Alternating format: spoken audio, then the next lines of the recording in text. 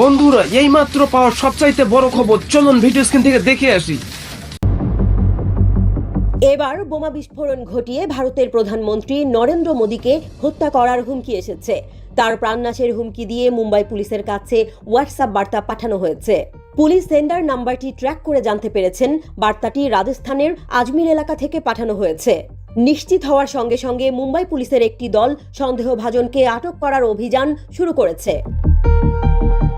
শনিবার সকালে মুম্বাই ট্রাফিক পুলিশের হেল্পলাইনে আলোচিত হোয়াটসঅ্যাপ বার্তাটি আসে।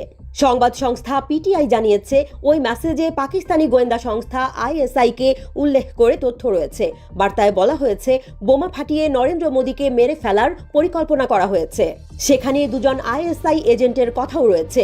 পুলিশের কাছ থেকে বার্তাটি নিয়ে বিস্তারিত তথ্য জানা যায়নি। হুমকি বার্তা পাওয়ার পরে মুম্বাইয়ের থানায় এফআইআর দায়ের করা হয়েছে। নভেম্বরের শেষ দিকেও মোদীকে খুনের পরিকল্পনার হুমকি ফোন পেয়েছিল মুম্বাই পুলিশ। তখন কান্দিভলির বাসিন্দা 34 বছর বয়সী শীতল চ্যাভান নামের এক নারীকে গ্রেফতার করা হয়। চ্যাভান পুলিশ কন্ট্রোল রুমে ফোন করে দাবি করেন যে তার কাছে অস্ত্র প্রস্তুত রয়েছে। পুলিশের কাছ থেকে জানা গিয়েছিল ওই নারী মানসিকভাবে সুস্থ নন। পুলিশি তদন্তে আরও জানা গেছে যে অবিবাহিত চ্যাভান একা থাকতেন।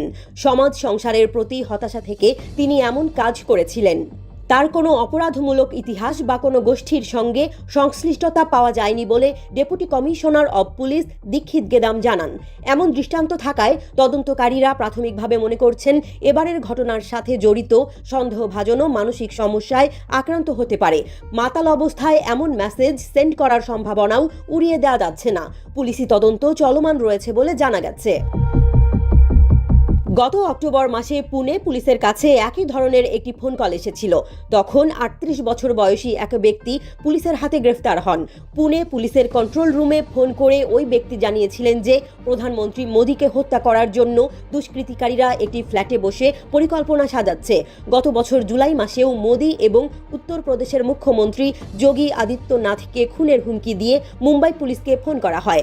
মুম্বাই ট্রাফিক পুলিশের হেল্পলাইন নাম্বারে আগে এমন বহু ভুয়া হুমকি বার্তা এসেছে।